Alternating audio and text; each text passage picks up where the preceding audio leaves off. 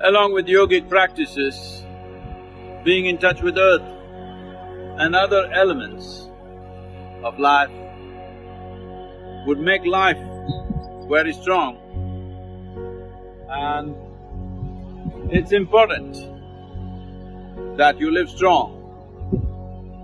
Living strong does not mean just all muscle kind of strength. The essential structure of life within you must be strong. Not just for the sake of health, not just for the sake of countering external invasions of bacteria, virus and other ailments, but even for a spiritual process, it's very important that you have a strong and stable physical system so that when you fire up your energies, if you open up your genius, it should not hurt. Having a very stable platform of one's physical structure, when I say physical structure, it includes the body and also the energetic system. If you have a strong basis, then taking this high will become possible. Only if the earth that you stand on is stable, will you want to rise high. If where you stand is not stable, the stage on which you are is not stable, forget about dancing, you're not even going to walk. You will be so scared, you will want to lie down because it's unstable.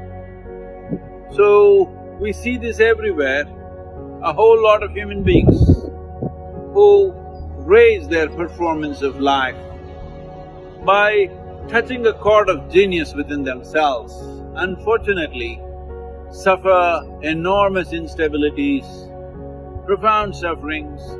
So many artists have committed suicide, so many are suffering with mental disabilities. This is essentially because they touched a chord of their genius, and the overflow of genius will cause enormous damage to them simply because they did not create a strong and stable base.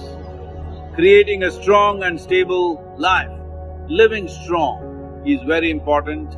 For this, there are practices of course, but apart from that, being in touch with the five elements of nature: earth, water, air, fire and akash.